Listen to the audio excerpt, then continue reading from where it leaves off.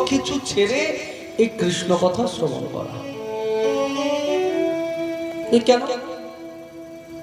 তার কারণ হচ্ছে এই যে ভাগবত কথা আমরা শুনি, আপনারা সব আগেও শুনেছেন, তার প্রধান উদ্দেশ্যই হচ্ছে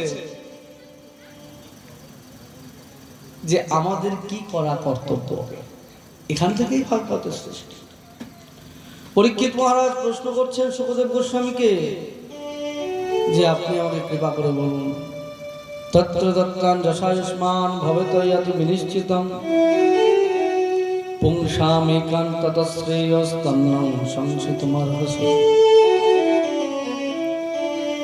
শুদ্ধ গোস্বামী জিজ্ঞেস করছেন যে স্তন্য সংসিতমর্হসি, আমাদের জীবের আত্যন্তিক কল্যাণ কি করে হবে, আমাদের মঙ্গল কি করে হবে।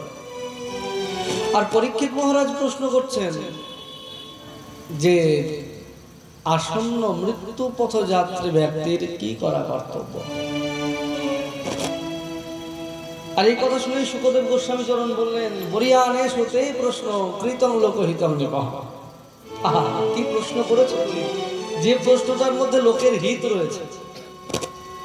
শ্রেষ্ঠ প্রশ্ন কি জগতে, যে প্রশ্ন করলে মানুষের মঙ্গল হয়, জগতের কল্যাণ লুকিয়ে আছে, জগতের হিত লুকিয়ে আছে, সেই প্রশ্নটাই শ্রেষ্ঠ প্রশ্ন।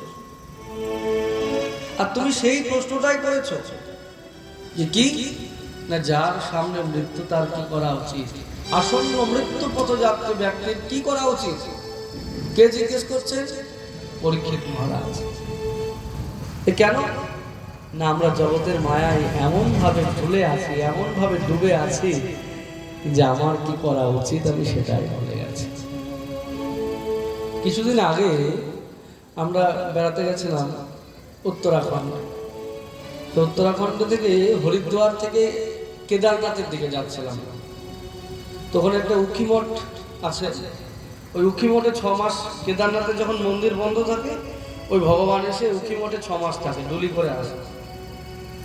কেদারনাথের যে প্রতিমূর্তি আবার 6 মাস পরে যখন মন্দিরের দরজা খোলে ওই উখি মঠ থেকে চলে যায় পাহাড়ের উপরে। তো উখি মঠে আমরা ছিলাম। তো উখি মঠে যেখানে ভগবান কেদারনাথ থাকে, পঞ্চশিব থাকে, সেখানে গেছি প্রণাম করতে। তখন একটা শ্লোক লেখা আছে, আমি মোবাইলে তুলে নিয়ে এসেছি। তারপর আমাদের একজন আচার্য নবদ্বীপে আছেন, শ্রদ্ধেয় পণ্ডিত প্রবর ডক্টর কুমারনাথ ভট্টাচার্য, ওনাকে দেখাচ্ছিলাম আর ওনার কাছে শুনছিলাম। আমি বাংলাটা বলছি, সংস্কৃতটা বলছি না।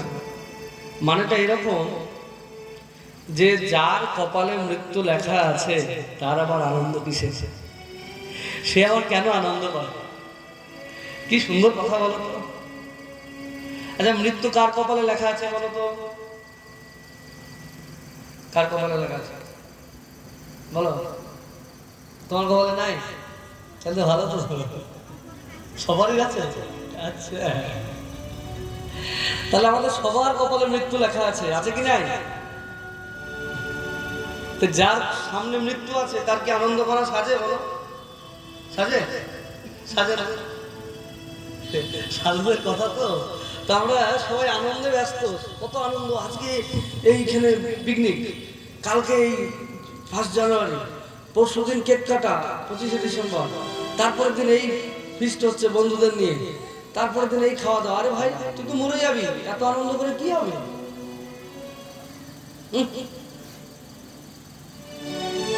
এত আনন্দ করে কি হবে? তুই তো মরে যাবে। তো এত আনন্দ করার কিছু নাই। তুমি যার কপালে মৃত্যু লেখা আছে তার এত আনন্দ আসে কোথার থেকে? কিন্তু আমাদের জগতের ভোগে আমরা ডুবে আছি কেন জানো? না, আমার যে মৃত্যু হবে এটা আমরা ভুলে গেছি। আমি খুব অসুস্থ, আমি এমন পেশেন্ট হয়ে গেছি যে আমাকে হসপিটালে ভর্তি করা হয়েছে। হসপিটালের ডাক্তার আমাকে 3 দিন টাইম দিয়েছে। আমি ঘুম আসবে, আমার ডাক্তারে বলে দিয়েছে 3 দিন আপনি বাঁচবেন, 3 দিন পর মরে যাবেন। আমার ঘুম আসবে কি? আসবে ঘুম? ঘুম সব উড়ে যাবে। বলে বাপ রে বাপ, আর কোথাও কি করে ঘুমাবো? 3 দিন পরে তো আমি মরেই যাবো। ওই ভয়ে 3 দিনও পৌঁছাবে না, তার আগেই হয়ে যাবে। তো এটা ডাক্তার বলছে, কিন্তু ভগবান যে আবার বলে দিয়েছে যে আমাদের কবে মৃত্যু হবে আমাদের কোনো গ্যারান্টি নাই, এখনই মরে যেতে পারি, কথা বলতে পারি। যখন আমার মৃত্যু আমার সামনে আছে তারপরেও আমি জগতের বিষয় নিয়ে আনন্দ করি, এই আনন্দ কিসে? এই আনন্দের কোনো লাভ নাই, কোনো মূল্য নাই। কারণ এটা মনে হচ্ছে আনন্দ, কিন্তু এটা পরিণামে দুঃখ। বাস্তবিক আনন্দ কৃষ্ণ কথায়, আমার গৌর কথায়। সচ্চিদানন্দ রূপায় বিশ্বপত্যাদি হেতবে তাপত্রয় বিনাশায় শ্রীকৃষ্ণায় বয়ং নমঃ। একমাত্র ভগবান কৃষ্ণের আরাধনা করলেই জীব একমাত্র আনন্দ পেতে পারে, না হলে আনন্দ পেতে পারে না। আর কোথায় জীব আনন্দ করতে পেতে পারে? ওই গৌরাঙ্গ মহাপ্রভুর আরাধনা করলে। আনন্দ লীলাময় বিগ্রহায় হেমাভ দিব্যচ্ছবি সুন্দরায় তস্मै মহাপ্রেম রস প্রদায় চৈতন্য চন্দ্রায় নমো নমঃ। আনন্দ লীলাময় বিগ্রহ, আনন্দ লীলাময় বিগ্রহ হচ্ছে ভগবান গৌরাঙ্গ মহাপ্রভু, চৈতন্য মহাপ্রভু। এই চৈতন্য মহাপ্রভুর কথা যদি আমরা বলি, আমরা যদি শুনি, তবেই জীব একমাত্র আনন্দ লাভ করতে পারে, না হলে জীবকে সর্বদাই দুঃখ। তাই পরীক্ষিত মহারাজ শুকদেব গোস্বামী চরণের কাছে বসেই যে 7 দিন ধরে হরিকথা শুনছিলেন, 4 দিন অতিক্রান্ত হয়ে গেছে, যে পিপাসা নিয়ে তিনি সাধুর গলায় সাপ ঝুলিয়ে দিয়েছিলেন, আজকে হরিকথা শ্রবণ করতে করতে 4 দিন হয়ে গেছে, এক বিন্দু জল পর্যন্ত মুখে দেয়নি, মনেই নাই জল খাওয়ার কথা। জল খাওয়ার কথা ভুলেই গেছে, উল্টে বলছে আমাকে বেশি করে বলুন। এতদিন ধরে ভক্তের কথা শুনেছি, ভক্ত চরিত্রের কথা আর ভগবানের বিভিন্ন অবতারের কথা। ভগবানের বিভিন্ন অবতারের কথা আর ভক্তের কথা শুনে শুনে কৃষ্ণ কথা শোনার জন্য মনটা এমন আকুল হয়ে উঠেছে যে কৃষ্ণ কথা না শুনলে প্রাণটা আর বাঁচবে না। তাই বলছেন, হে ঋষিবর, হে মুনিসত্তম অর্থাৎ শ্রেষ্ঠ মুনি, মুনিসত্তর, মুনিসত্তম, মানে এর থেকে বেশি মননশীল আর কেউ হতে পারে না। তাই তিনি বলছেন, আমাকে কৃপা করে আপনি বলুন, হে মুনিসত্তম, আপনি শ্রেষ্ঠ, আপনি হিতকারী, আপনি পরোপকারী। হে শুকদেব গোস্বামী চরণ, কৃপা করে বলুন সেই হরিকথা। আর শুনুন, এই হরিকথা যেটা শোনাবেন, কৃষ্ণ কথা শোনাবেন, অল্প করে কিন্তু শোনাবেন না, বেশি বেশি করে শুনতে হবে। আমাদের এই জগতের ক্ষুধা কি হয়? ক্ষুধার ইচ্ছাটাকে নষ্ট করে দেয়। তোমার খিদে পেয়েছে, তোমাকে খাবার দেওয়া হলো, তোমার পেট ভরে গেছে, পেট ভরে যাওয়ার পর যদি আবার খাবার দেওয়া হয়, খেতে ইচ্ছে করবে? ইচ্ছে করবে? করবে না। আর হরিকথার ক্ষুধাটা কিরকম বলে, যত হরিকথা শুনবে তত খিদে আরো বাড়বে। দেখো, আমরা প্রতি বছর শুনি, কিন্তু কখনো মনে হয় যে এবছর আর শুনবো না, আগের বছর তো শুনেছি? মনে হয়? মনে হয় না। এটা কার সমতা? কেন মনে হয়? এটা মনে হয় তার কারণ হচ্ছে এই কথাটা ভগবানের কথা। আমি যদি এই পাড়ার লোকের গল্প, ওই পাড়ার লোকের গল্প এই সব করতাম প্রতি বছর, তোমরা কেউ আসতো না। কেন আসো? কথাটা কার কথা জানো? কার? ওরে ভগবানের কথা। ভগবানের কথার এমন একটা শক্তি আছে, ভগবানের এমন একটা শক্তি আছে, কৃষ্ণ না, ওর একটা আকর্ষণী শক্তি আছে, যে কর্ষণ করে, আকর্ষণ করে, যকর্ষয়তি স কৃষ্ণ, যা ভক্তের মনকে টেনে নিয়ে আসে, আকর্ষণ করে টেনে নিয়ে আসে। এটাই হচ্ছে কৃষ্ণ কথার শক্তি, এটাই কৃষ্ণ কথার ক্ষমতা, যার সঙ্গে অন্য কোনো কথার তুলনা চলে না। একমাত্র ভগবানের কথা বলে তোমরা শুনতে আসো এই কথা প্রতি বছর। তাই সেই কৃষ্ণ কথা শোনার জন্য আমরা সকলে উপনীত হয়েছি। আর সেই কৃষ্ণ কথা শোনার জন্য পরীক্ষিত মহারাজ বলছেন, আমার মনটা আকুল হয়ে উঠেছে, আমাকে আরো বেশি বেশি বেশি করে শোনান, কম করে শোনাবেন না। কারণ হরিকথা 3 জনকে পবিত্র করে। তস্মাৎ ভারত সর্বাত্মা সেব্যতে হরিশ্বর শ্রোতব্য কর্তব্য স্মর্তব্য চেতসতা ভয়ম। এই ভগবানের কথা কেন আমরা শুনতে আসি, কেন শুনবো জানো? কেন? এই কথা তিনজনকে পবিত্র করে। তিনজনকে কাকে কাকে? শ্রোতব্য, যিনি হরি কথা শোনেন তিনি পবিত্র হয়ে যান। অর্থাৎ ভগবানের কথা যারা কানে শুনবে তারা সবাই পবিত্র হয়ে যাবে। কীর্তিতব্য, যে কীর্তন করে, যে ভগবানের কথা মুখে বলে, যে গান করে, ভগবানের কথা যে বলেন তিনি পবিত্র হয়ে যায়। আর কে? স্মর্তব্য, যে ভগবানের কথা মনে মনে চিন্তা করে তিনিও পবিত্র হয়ে যায়। তাই হরি কথা এই তিনজনকে পবিত্র করে। তাই আমাদের সকলের উচিত হরি কথা শ্রবণ করা, হরি কথা কীর্তন করা, হরি কথা স্মরণ করা। তাই পরীক্ষিত মহারাজ বলছেন আমাকে বেশি করে বলবেন, কৃপণতা করে কম করে বলবেন না। সেই ভগবান কৃষ্ণের কথা। যদশ্চ ধর্মশীলস্য নিতরাং মুনিসত্যম তত্রাংশেন অবতীর্ণস্য বিষ্ণুবীর্যাণি সংসম। যদশ্চ ধর্মশীলস্য, হে মুনিসত্তম, ওই ধর্মশীল যদুর বংশে ভগবান যে আবির্ভূত হয়েছিলেন, তত্রাংশেন অবতীর্ণস্য বিষ্ণুবীর্যাণি সংসম। অবতীর্ণ যদুর বংশে ভগবান ভূত ভাব, যে ভগবান যিনি নিখিল জগতের ভার হরণকারী, ভূত ভাব, নিখিল জগতের দুঃখ হরণকারী, সেই প্রভু তিনি জগতে কি করে এলেন তার অংশের সঙ্গে, বলরামের সঙ্গে, সেই কথা আমাকে বিস্তার করে বলব। কে? যিনি ধর্মশীল যদুর বংশে এসেছেন। এখানে বললেই পারত যে যদুর বংশে ভগবান এসেছে, আবার ধর্মশীল শব্দটা লাগানো হলো।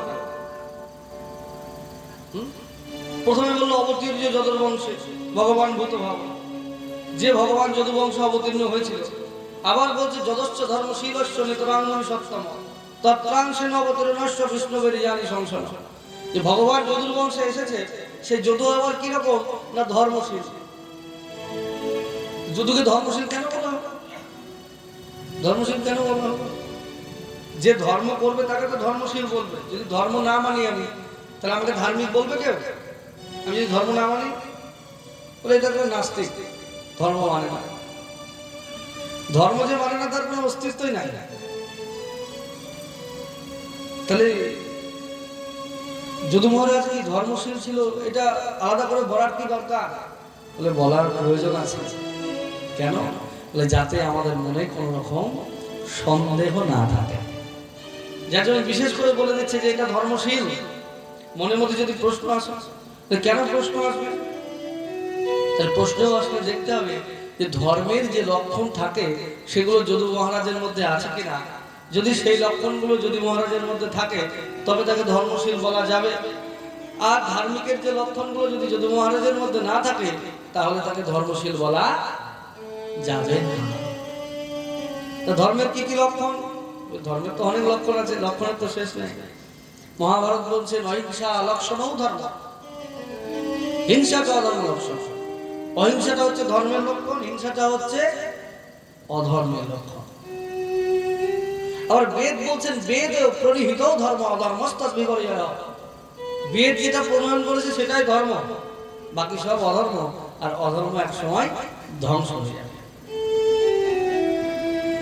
আবার পার্বত্য খণ্ডে বলছেন পাত্রে দানম মতি চ কৃষ্ণে মাতা পিতৃস্য পূজনম শ্রদ্ধা মুনির্ভবং রাস সর্ববিধম ধর্ম লক্ষণ। পার্বত্য খণ্ডে ধর্মের 6টা লক্ষণ বলছে। পাত্রে দানম, পাত্রে দানম বলতে সঠিক জায়গায় সঠিক বস্তু দান করা। সঠিক জায়গায় সঠিক বস্তু দান না করলে তার ফল উল্টো হয়। মতি চ কৃষ্ণে, আর মনটা গোবিন্দ চরণে রাখতে হবে। যদি গোবিন্দ চরণে মন রাখা না যায় তাহলে সেটাকে ধর্ম বলা যায়। কিন্তু আমরা কি করি? বলে আমাদের মন তো আমরা সংসারে দিয়ে দিই, আর গোবিন্দ চরণে আমরা আমাদের মন দিতে পারি না। আর সংসারে দিয়ে মন সারাদিন সংসার নিয়েই ব্যস্ত থাকে, এর পিছনেই ঘুরতে থাকে, তো ঈশ্বরের আরাধনা আর হয় না। এই জন্য আমরা বুঝি তাই মতি চ কৃষ্ণে তৃতীয় লক্ষণ কি? মাতা পিতৃস্য পূজনম। তো মন দিয়ে শুনবে, ধর্মের একটা বিশেষ লক্ষণ কি? পিতামাতার পূজা করা, পিতামাতার সেবা করা, পিতামাতার শ্রদ্ধা করা, শ্রদ্ধা করা। এটা যদি না থাকে তাহলে সেটাকে ধর্ম বলা যাবে না। এই আমি যে বাড়িতে থাকি, কৃষ্ণ বাবার মা খুব খুশি থাকে নাকি, দুধ খেয়েছো তো? বলে হ্যাঁ, আমার ছেলেরা খুব দেয়, আমাকে খুব ভালোবাসে। তো ছেলেদের খুব গল্প করে মা, ছেলেরা মাকে ভালোবাসলে তো মা গল্প করবে।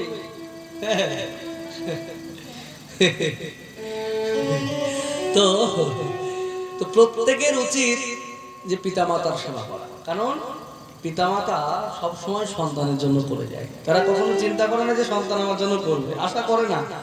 তাদের করাটা তারা কর্তব্য মনে করে, কিন্তু তাদের যেমন ডিউটি তারা করছে, তেমনি সন্তানেরও একটা ডিউটি থাকে। তবে সে ধার্মিক হবে, তবে ভগবানের কৃপা পাবে। আর তা যদি না হয় তাহলে কোনো লাভ হবে না। সেজন্য প্রত্যেকটা সন্তানের কর্তব্য তার পিতামাতার সেবা করা। কিন্তু বর্তমান সমাজ এমন হয়ে গেছে যে তাদের এইদিকে কোনো ভ্রুক্ষেপই নেই, এদিকে কোনো লক্ষ্যই নেই। তারা শুধু নিজেরটা পেলেই হবে, নিজেরটা পেলেই হবে। আজকে ফোন এসছে আমার কাছে, আমাদের নবদ্বীপের একজন বিখ্যাত পণ্ডিত, আমি নাম বলবো না, খারাপ লাগে বলতে, হ্যাঁ, খুব বড় পণ্ডিত। আজকের ঘটনা বলছে, তো এত ভালো মানুষ, এরকম মানুষ খুব কম আছে পশ্চিমবঙ্গ। দুই ছেলেই প্রফেসর। ছোট ছেলে বিয়ে করেনি, বড় ছেলে বিয়ে করেছে। তো উনিও প্রফেসর। 85,000 টাকা পেনশন পায় এখন, 85,000 টাকা পেনশন পায় এখন। তো বৌমার এমন অত্যাচার, কাঁদতে কাঁদতে বাড়ি থেকে বেরিয়ে গেছে। আজকে বেরিয়ে থানায় গেছে, বাধ্য। থানায় যাওয়ার সাথে সাথে থানার যিনি অফিসার আছেন, উনি যেই মাত্র দেখেছেন ওনার মতো মানুষ এসছে, সঙ্গে সঙ্গে চেয়ার ছেড়ে উঠে পড়েছে যে আপনি এসছেন, কি বলবো, দুঃখের বিষয় এই যে আপনি বাড়ি যান, আপনি বাড়ি যান। তাড়াতাড়ি করে বাড়ি পাঠিয়েছে। তারপর কি হয়েছে না হয়েছে আমি জানি না, এইটুকুই শুনেছি। এটা বড় কথা নয় যে কি শুনলাম। মেন বিষয় হচ্ছে যে আমাদের শাস্ত্র যেটা বলছে সেটা কি আমরা মানছি? শাস্ত্রে কি এরকম করতে বলেছে? বলেন। এই যে ভাগবত পাঠ করছি আমরা, এত আয়োজন করছি কেন? শাস্ত্র কথা শোনার জন্য, শুধু শোনার জন্য নয়, সেটা আচরণ করার জন্য। শুনলাম, তারপর নিজের বাবাকে এসে মারলাম বাড়িতে, ওই শোনায় কোনো লাভ নাই। অনেক হরিনাম করলাম, অনেক মহোৎসব করলাম, অনেক সারা রাত নাম করলাম, তোমাদের কিন্তু সারা রাত নাম খুব হয়। অনেক কীর্তন করলাম, প্রতিদিনই আজকের বাড়িতে ভোগ লাগালাম, কালকে তার বাড়িতে ভোগ লাগালাম, ভোগ লাগানো তো শেষ নাই। ধরো প্রতিদিন আজকের বাড়িতে তার বাড়িতে হরিবাস হচ্ছে, খেয়ে যাচ্ছে, খুব ধর্ম করছে। আমি, আমাকে সবাই জানে, মহন্ত বলে আমার পরিচয়, সবাই আমাকে জানে গ্রামে, যে আমার যেখানে নিমন্ত্রণ হোক আমি একটা নিমন্ত্রণ আমি পাবো, আমি একটা নিমন্ত্রণ পাবো, এরকম একটা কোটা আছে মানে। কিন্তু যদি আমি পিতামাতার সেবা না করি, সেটা কি বাস্তব ধর্ম হবে? হবে কি মা? হবে? তোমরা বলো। হবে না। এটা আমি বলছি না, এটা কে বলছে? শাস্ত্র বলছে। আমরা যে হরিকথা শ্রবণ করতে বসেছি, কেন শুনবো? সেটা আমরা আচরণ করব। এমন কোথাও দেখবে শাস্ত্রে, ভাগবতে বলো, গীতায় বলো, পুরাণে বলো, কোথাও আছে যে বাবা মাকে কষ্ট দিয়ে খুব আনন্দে আছে, তার খুব নাম হয়েছে, খুব যশ হয়েছে, তাকে সবাই ভগবান বলে পুজো করে? আছে কোথাও? কোথাও নাই। এই যে নবদ্বীপে আজকে লক্ষ লক্ষ লোক আসছে, হাজার হাজার মানুষ আসছে, যারা বিধর্মী, যারা মহাপ্রভুকে জানে না, মহাপ্রভু সম্পর্কে পড়াশোনা করেনি, অকাট মূর্খ, তারা ধর্ম সম্পর্কে বোধ নাই, তারা সমালোচনা করে বলে কত সুন্দর যুবক, মাকে রেখে বউকে রেখে সন্ন্যাস হয়ে যাবে, সমালোচনা নিন্দা করে। এই সমালোচনা কেউ শোনে না। যদি এই নিন্দা চলতো তাহলে এই কোটি কোটি মানুষ, হাজার হাজার মানুষ, লক্ষ লক্ষ মানুষ বিদেশ থেকে ছুটে আসতো না ওই গৌর সুন্দরের মাটিতে, ওই ধুলাই গড়াগড়ি দিত না, ওই নবদ্বীপ ধামে পরিক্রমা করত। এই যে দোলের আগে নবদ্বীপ পরিক্রমা হয়ে গেল, 9টা দ্বীপ পরিক্রমা। তোমাদের এখানকার অনেক লোক গেছে আমি জানি, অনেক ভক্তরা যায়, 9 দ্বীপ পরিক্রমা করে এসছে। দামাল দেখা চলে কি 9 দ্বীপ পরিক্রমায়? যাওনি? যাবে। আর তো হয় না হয় পায়ে হেঁটে 4-5 দিন সময় লাগবে, একবার যাবে। তোমাদের এখানে অনেকজনই গেছে, খুব আনন্দ, খুব আনন্দ। আর এই যে নবদ্বীপ একটা শহর, নবদ্বীপ আর 9টা দ্বীপ আছে। মহাপ্রভু যেখানে লীলা করেছেন যে জায়গাগুলো, এই জায়গাগুলো কোনো সাধারণ জায়গা নয়, সাক্ষাৎ চৈতন্য মহাপ্রভুর চরণ ধরে পড়েছে সেখানে। এর মহিমা অনেক অনেক অনেক বেশি। তাই এই জায়গাগুলো যখন যাবে, এই জায়গার মাহাত্ম্য যখন শ্রবণ করবে, আর যখন জায়গাগুলো পরিক্রমা করবে, দেখবে কি মহা আনন্দ, কি মহা আনন্দ। তা আজকে দেশ বিদেশ থেকে মানুষ চলে আসছে, রাশিয়া থেকে 10,000 20,000 মানুষ আসে শুধু 9 দ্বীপ পরিক্রমা করতে। এখন তো মোবাইলের যুগ, ইন্টারনেটের যুগ। আমার কথা বিশ্বাস না হয় মোবাইলে দেখে নেবে, প্রমাণ দেখতে পাবে। কেন আসে? কার জন্য আসে? চৈতন্য মহাপ্রভুর জন্য আসে। চৈতন্য মহাপ্রভু যদি মায়ের কথা না শুনে মাকে ছেড়ে চলে যেত, যদি এতটা খারাপই হতো, তাহলে লক্ষ লক্ষ মানুষ তাকে প্রণাম করতে বিদেশ থেকে ছুটে আসতো না। আজকে পৃথিবীর সমস্ত দেশে, অনেক দেশে, কম বেশি 200-র উপর দেশে আমার নিতাই গৌরের পূজা হচ্ছে। তাহলে দেখো, একটা বাঙালি ছেলে, তোমরা যদি ছেলেই ভাবো, তোমাদের ঘরের ছেলে ভাবো, হ্যাঁ হ্যাঁ, নিমাইকে, তো সেই নিমাইয়ের পুজো হচ্ছে আজকে সারা পৃথিবীতে। এটা এমনি এমনি হচ্ছে? তার জন্য তার প্রথম কারণ হচ্ছে মাতৃভক্তি। যার জন্য নবদ্বীপে নিমাইয়ের গুণগান করা হয়, জয় শচী নন্দন জয় গৌর হরি, বিষ্ণু প্রিয়ার প্রাণনাথ নদিয়া বিহারী। ভগবানকে এই ভূষণে ভূষিত করা হয়েছে যে ভগবান কি, তিনি শচী নন্দন, শচীন নন্দয়তি শচী নন্দন। বিদগ্ধ মাধবের উপঘোষণায় কথা বলছেন, অনর্পিত চরিঞ্চিরাত করুণায় অবতীর্ণ কল, সমর্পয়িত উন্নত উজ্জ্বল রসম ভক্তি শ্রিয়ম, হরিপুরট সুন্দর দুতি কদম্ব সন্দীপিত, সদা হৃদয় কন্দরে স্ফুরতু শচীনন্দন। শচীনন্দন, শচীর গর্ভ সিন্ধু হরিন্দু, যা সচিবাকে আনন্দ দান করে। নিমাই সন্ন্যাস নিয়ে চলে যাবেন, মায়ের মনে বড় কষ্ট।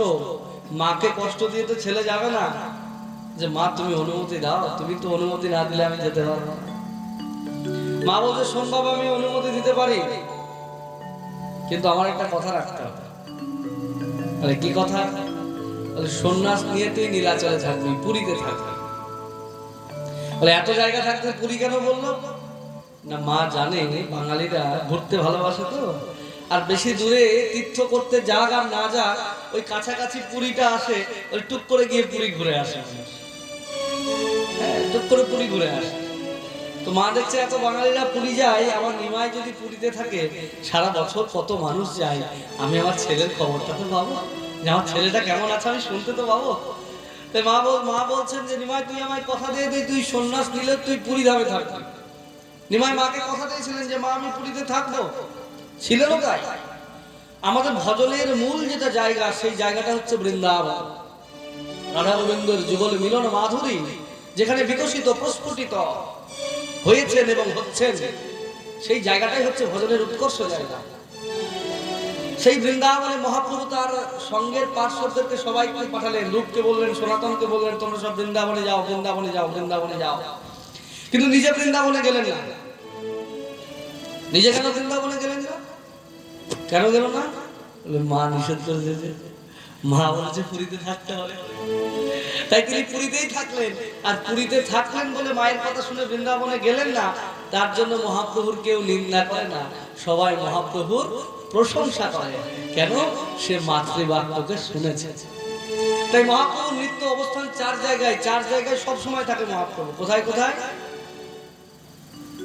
নিত্যানন্দ নর্তনে, শ্রীবাস অঙ্গনে, রাঘব ভবনে, আর শচী মায়ের রন্ধনে। বলছে, মা আমি যেখানে থাকি ওই তোমার রান্না আমি ভুলতে পারি না, তাই তুমি প্রতিদিন রান্না করে যদি আমার জন্য দাও, আমি পৃথিবীর যে প্রান্তে থাকি আমি প্রতিদিন এসে খেয়ে নেই। সচিবাই রান্না খাওয়ার জন্য নিমাই প্রতিদিন আসে, তাহলে মাকে কত বেশি ভালোবাসে বলো তো। তাই মাতৃভক্তি তার ছিল বলে তাকে কেউ নিন্দা করে না। আমাদের বিদ্যাসাগরের কথা বলো না, বিদ্যাসাগরের যা মাতৃভক্তি ছিল, মায়ের জ্বর হয়েছে শরীর খারাপ শুনে সাঁতরে নদী পার হয়ে গেছে। এমনি এমনি বিদ্যাসাগর হয় না, বাবা মাকে খেতে দেয়নি বিদ্যাসাগর, কেমন দেখা গেছে? দেখা যায় না। এখনকার দিনে দেখা যায় আসলে তারা বিদ্যাসাগর নয়, তারা ওই শিক্ষায় শিক্ষিত হয়েছে, জাগতিক শিক্ষায়। মানুষ হয়, যদি মানুষ হতো তাহলে তার পিতা মাতাকে এত কষ্ট কখনোই দিত না, কখনোই দিত না। তাই আজ পর্যন্ত কোথাও দেখা যায়নি যে নিজের বাবা মাকে কষ্ট দিয়ে অনেক বড় হয়েছে, এরকম কাউকে কোথাও দেখা যায়নি। তাই ধর্মের একটা সব থেকে বড় লক্ষণ হচ্ছে মাতা পিতৃস্য পূজনম। তাহলে যদুকে ধর্মশীল বলা হচ্ছে, তাহলে যদু কি প্রকৃতই ধর্মশীল? সেটা আমাদের বিচার করতে হবে। কিরকম বিচার বলে, এই বংশের একটা ঘটনা যদি দেখা যায়, যদুর বংশে যদুর বাবার নাম ছিল যজাতি। তো এখানে দেখা গেছে ভাগবতের নবম স্কন্ধে আছে যে যজাতি কিরকম না, যজাতি তিনি রাজা ছিলেন, যজাতি রাজা ছিলেন এবং রাজা হয়ে তিনি একদিন মৃগয়ায় গেছেন। মৃগয়ায় গিয়ে হঠাৎ করে একটা চিৎকার শুনতে পেলেন। চিৎকার শুনলেন, একটা কুয়োর ভিতর থেকে একটা আওয়াজ আসছে, নারী কণ্ঠের আওয়াজ। কে নারী কণ্ঠের আওয়াজ কোথার থেকে আসে? ছুটে গেলেন, ছুটে গিয়ে দেখে একটা মেয়ে ছটফট ছটফট করে চিৎকার করছে, আমাকে বাঁচাও, আমাকে বাঁচাও। মেয়েটাকে দৈত্যগুরু শুক্রাচার্যের মেয়ে দেবযানী। দেবযানীর সঙ্গে একবার দৈত্যরাজ বিশ্বকর্মার কন্যা শর্মিষ্ঠার গন্ডগোল লেগেছে, খুব ঝামেলা অশান্তির গন্ডগোল লেগেছে। কিরকম ঝামেলা অশান্তির গন্ডগোল লেগেছে না, রাজকন্যা হচ্ছে শর্মিষ্ঠা আর গুরুকন্যা হচ্ছে দেবযানী। কাছাকাছি বন্ধু বান্ধবী একসঙ্গে ঘুরে ফিরে হাসি মজা করে, কিন্তু গুরুদের একটা আলাদা মর্যাদা থাকে, সেই মর্যাদা দিতে হবে। সেই মর্যাদা না দিলে তার পতন হয়ে যায়।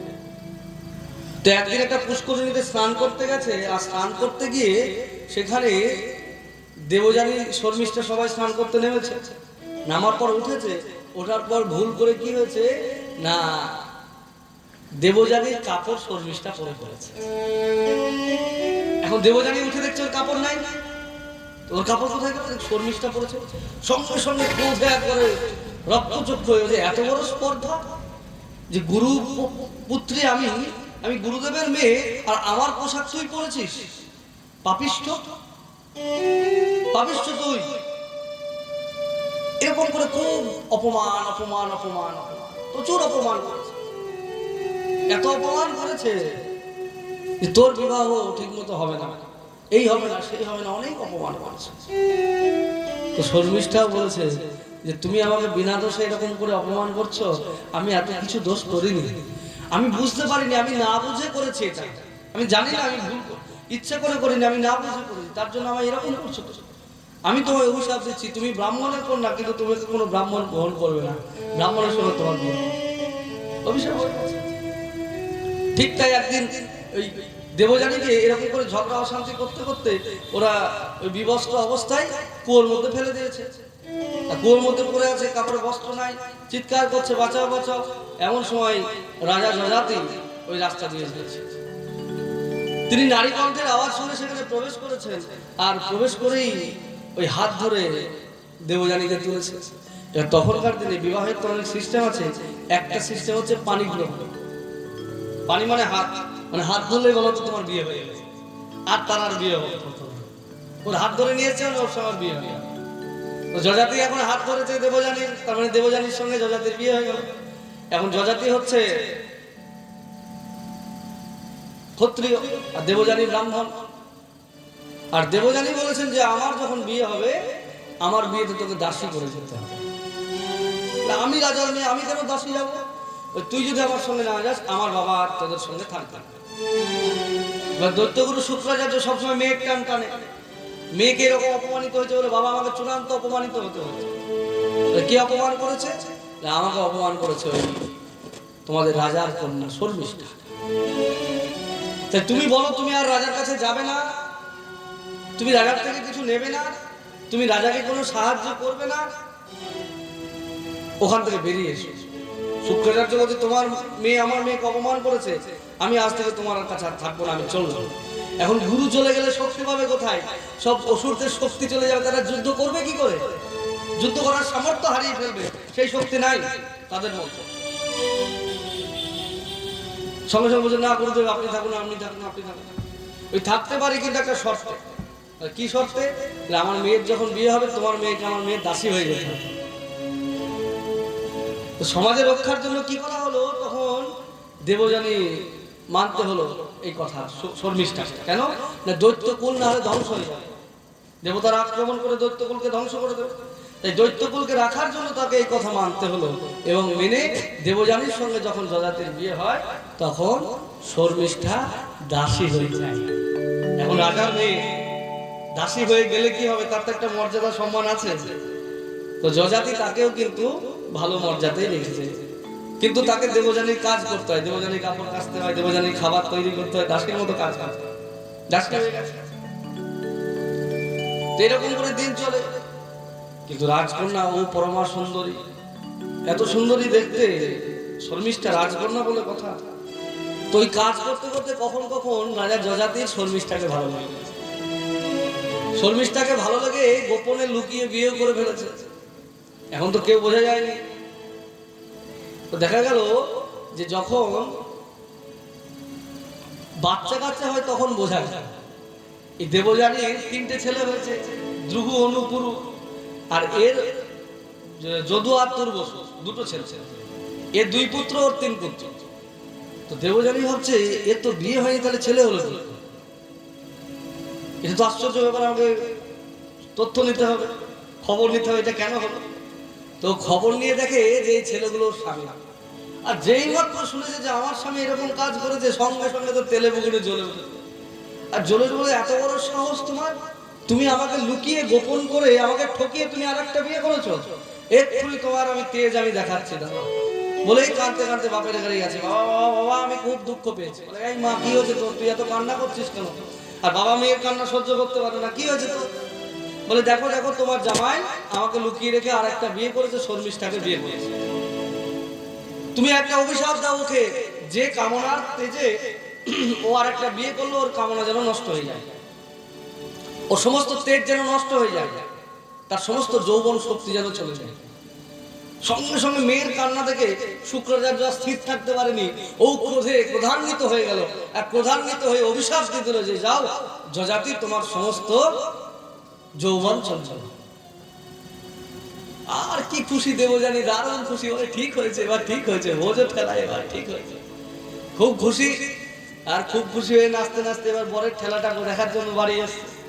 ওমা বাড়ি এসে জামাই খুঁজে পায় না। বলে কেন, কোথায় স্বামী? খুঁজে পাচ্ছে না, খুঁজে পাচ্ছে না। বলে ওই দূরে ঘরের কোণা থেকে খক খক খক খক কাশির আওয়াজ। বলে এত কে কাশে? দেখে স্বামী জোয়ান ছিল, স্বামী বুড়ো হয়ে গেছে। ওমা এ কি অবস্থা তোমার? বলে এখন এরকমই অবস্থা, আমি এখন কি করবো বলো, এখন তো আমার কথা বেরোচ্ছে না ঠিক মতো, মুখ দেয়া ঠিক মতো কথা বেরোচ্ছে। এখন দেবযানীর তো মাথা হাত, ওমা বাবা এ কি কাজ করলো, আমার স্বামী যে বুড়ো হয়ে গেল, এখন আমি লোকজনের সামনে বেরোবো কি করে? এই স্বামী নিয়ে, বুড়ো স্বামী নিয়ে আমাকে বেরোতে যায়, এ তো ভারী ভয়ঙ্কর অবস্থা। কাঁদতে কাঁদতে আবার বাবার কাছে গেলে, ও বাবা তুমি কি করেছো, ছি ছি ছি কি কাজ করলে? বলে হাজার হোক স্বামী তো আমার। বলে স্বামী যে একবারে বুড়ো হয়ে গেছে, এই স্বামী নিয়ে এখন আমি কি করে ঘর সংসার করবো? এ তুমি কি অভিশাপ দিলে বাবা, ঠিক করে দাও। বাবা বলছে কি মগের মুল্লুক নাকি যে যখন যা খুশি করে দেবো আর হবে না? বলে যেটা একবার অভিশাপ হয়ে যায় সেটা আর ফেরানো যাবে না। বলে আমি ওইসব জানি না, আমাকে একটা উপায় করতেই হবে, করতেই হবে, করতেই হবে, একটা রাস্তা বলতেই হবে। বারে বারে কাঁদছে, এখন মেয়ে কি করবে? তখন শুক্রাচার্য বললেন যে রাস্তা একটা আছে। কি রাস্তা? বলে ওর তো 5টা ছেলে, ছেলেদের মধ্যে কেউ যদি ওর ওই বুড়ো মা ভাবটা, মানে বৃদ্ধত্ব ভাবটা নিয়ে নেয়, দিয়ে ছেলে যদি নিজের যৌবনটা তার বাবাকে দেয়, তাহলে সে তার যৌবন আবার ফিরে দেবে, আবার যুবক হয়ে যাবে। তখন দেবযানী ছুটতে ছুটতে এসছে, বলে স্বামী স্বামী শোনো শোনো, তোমার এরকম হয়েছে, আমি এর জন্য তোমার আমি দায়ী। তা আমি রাস্তা একটা বের করেছি। কি রাস্তা? না তোমার কোনো ছেলে যদি তোমার এই বৃদ্ধত্ব নিয়ে নেয়, দিয়ে তার যৌবন তোমাকে দিয়ে দেয়, তাহলে তুমি আবার পুনরায় যুবক হয়ে যাবে, আবার যুবক। তখন যযাতি খুব খুশি হয়ে গেলেন, হয়েই প্রথমে প্রথমে বাবা মা কার উপর ভরসা করে? বড় ছেলের উপর। তো বড় ছেলে যদুকে দেখে, যদু শোন শোন। বলে কি? বলে বাবা তোর কাছে একটা জিনিস চাই। কি জিনিস? বলে দেখ আমি তো বুড়ো হয়ে গেছি, কিন্তু মনের মধ্যে আমার ভোগের ইচ্ছা এখনো আছে, কিন্তু এই বুড়ো শরীরে তো আমি আর ভালো মতো চলতে পারি না। তুই একটা কাজ কর, আমি আশীর্বাদ পেয়েছি যে আমার এই বৃদ্ধত্ব যদি তোরা নিয়ে নিস, তুই যদি তোর যৌবনটা আমায় দিস, তাহলে আমি আবার পুনরায় যৌবন ফিরে পাবো। তাই তুই তোর যৌবনটা আমাকে দিয়ে দে, আমার বৃদ্ধত্ব তুই নিয়ে নে। বাবা বলছে বড় ছেলে চলে। তো যদু কি শুনলো? যদু শোনেনি বাবার কথা।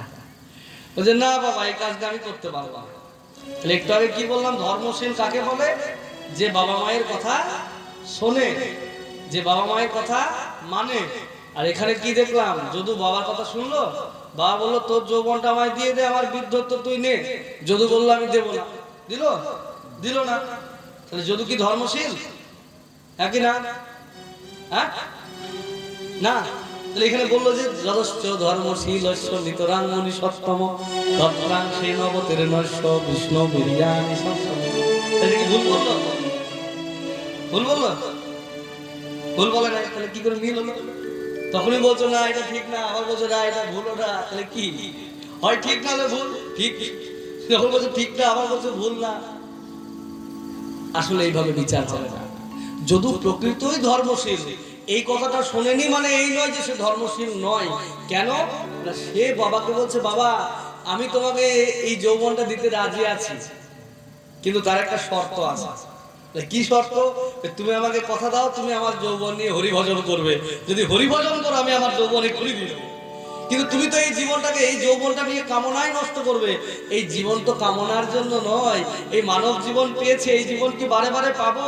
এই জীবন বারে বারে পাবো না মা, এই জীবন বারে বারে পাবো না আমি। তাই এই জীবন যখন পেয়েছি, এই জীবনকে আমাকে কাজে লাগাতে হবে ভগবানের ভজনের জন্য। কারণ এই দেহটা পেয়েছি আমি হরি ভজনের জন্য। যদি হরি ভজন না করি, এই জীবনের কোনো মূল্য নাই। তাই হে পিতা, তুমি আমাকে এমন আদেশ করো না, তুমি আমাকে কথা দাও যদি তুমি আমার দেহ নিয়ে ভজন করো, তবে আমি তোমার দেহ, আমি আমার এই যৌবনকে দিতে রাজি আছি, না হলে আমি দিতে পারবো না। দ্বিতীয়ত আমি তোমার সন্তান, তাই তুমি আমার যৌবন নেবে এবং তুমি ভোগ করবে আমার মাকে। তাহলে সেটা কি করে হয়? সমাজে একটা বিপরীত নিয়ম প্রচার হবে, যা আমাদের ধর্মের পক্ষে একটা ভয়াবহ আকার ধারণ করবে, সেটা ধর্মের পক্ষে হানিকর। সেই কাজ আমি হতে দিতে পারবো না। এই কারণে বললে বাবাকে সে তার যৌবন দিল। তাহলে ঠিক করলো না ভুল করলো? ঠিক করলো। বাবার কথা শোনেনি, তার মানে ঠিক করেছে। বলে কেন? বাবা তুমি যদি আমার দেহ নিয়ে ধর্ম করো আমি এক্ষুনি দেবো, যদি ধর্ম না করো, বলে সে তখন ধর্মের ক্ষেত্রে যদি পিতার কথা না শোনা হয় তাতে কোনো আপত্তি নাই। ন মাতা ন পিতা দোষ। বলে যে ব্যক্তি তার ধর্মকে রক্ষা করার জন্য পিতার কথা, মাতার কথা, গুরুর কথা, আত্মীয়ের কথা, কারোর কথা না শোনে, ওই তার কোনো অপরাধ হয় না, তার কোনো দোষ হয় না। গুরুর নশস্যাৎ জননীর নশস্যাৎ, ভাগবত শ্লোক আছে। তজ পিতা প্রহ্লাদ বিভীষণ বন্ধ ভরত মহেশ্বরী, গুরু বলি তজ ক্রান্ত ব্রজ বল ভয় মৃদু মঙ্গল হার, ভয় মৃদু মঙ্গল হার, ভয় মৃদু মঙ্গল হার। তাই বলছেন যদি এই ধর্মের পথে চলে তুমি যদি সব ত্যাগ করো, তাতে তোমার কোনো অসুবিধা নাই। তাই যদু মহারাজ তার পিতার কথা শোনেনি, তাতে তার কোনো দোষ হয়নি, কারণ এই দেহটা কামনার জন্য নয়। এই যদু মহারাজ দীর্ঘদিন ভোগ করলেন। যজাতি তার ছেলে যদু মহারাজ নিল না তার যৌবনটা, তার ছোট ছেলে পুরু নিয়েছিল। পুরু পিতার বৃদ্ধত্ব নিয়ে নিজের যৌবন বাবাকে দিয়েছিল, আর সেই দিয়ে দীর্ঘদিন ভোগ করলেন। আর ভোগ করার পর দেখলেন যে ভোগে কোনো সময় শান্তি নাই, শান্তি ত্যাগে নয়াত কাম কামানাং উপভোগেন সংযতি ভবিষ্যৎ কৃষ্ণ বর্তমেব ভূয়ো এবামি বর্ধতে। আমাদের চারবাক দর্শনে একটা কথা আছে, আগে ভোগ পরে দেখ। বলে আগে ভাই ভোগ করো তারপর ত্যাগ করবা। বলে এইসব ফালতু কথা। চারু বাক থেকে চার বাক, তো চার বাককে আমরা স্বীকার করি না, আমাদের বৈষ্ণব ধর্ম স্বীকার করে না। বলে কেন? বলে ভোগ করে কখনোই ত্যাগ করা যায় না। ভূয়ো এভাবে বর্ধতে, আগুন জ্বলছে আর তুমি ঘি দিচ্ছ, ঘি দিয়ে মনে করছো আগুনকে নেভাবো, আগুনকে নেভাবো, আগুনকে নেভাবো, আগুন নিভবে কোনোদিন? কোনোদিন নিভবে না। যত তুমি আগুনে ঘি দেবে তত আগুন বাড়তে থাকবে। তার জন্য সব সময় কামনাকে কখনোই বাড়তে দেবে না, সব সময় কামনাকে সংযত করে রাখবে। তাই ভাগবতে পরিষ্কার বললে, নয় আতু কাম কামানাং উপভোগের সম্মতি হবিষ্মা কৃষ্ণ বর্তমেব ভূয়ো এবাভিবর্ধতে। তাই কখনো নিজের মনকে ওই কামনার দিকে ঠেলবে না, মনকে সবসময় সংযত রাখবে। তার জন্য কি করবে? পরের শ্লোকে বললেন, মাতা শস্ত্রবিহিতা বা নবিবিক্তা সনো ভবেৎ বলবান ইন্দ্রিয় গ্রাম বিদ্যান সমভিকর্ষতে।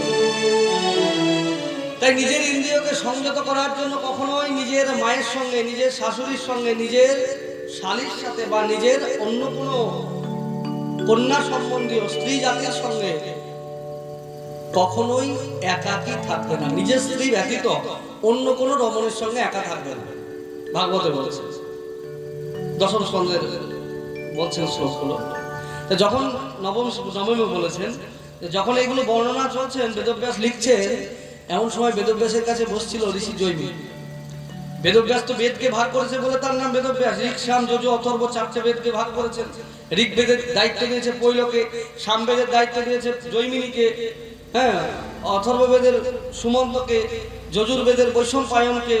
এক একটা বেদের দায়িত্ব এক একজন ঋষিকে দিয়েছে যে তোমরা এক একটা বেদ প্রচার করো, নাহলে এত বড় বেদ একজন কেউ বুঝতে পারবে না। সামবেদের দায়িত্ব যাকে দিয়েছে তার নাম হচ্ছে জৈমিনী। জৈমিনী কিন্তু কম বড় ঋষি নয়, বিশাল বড় সাধু।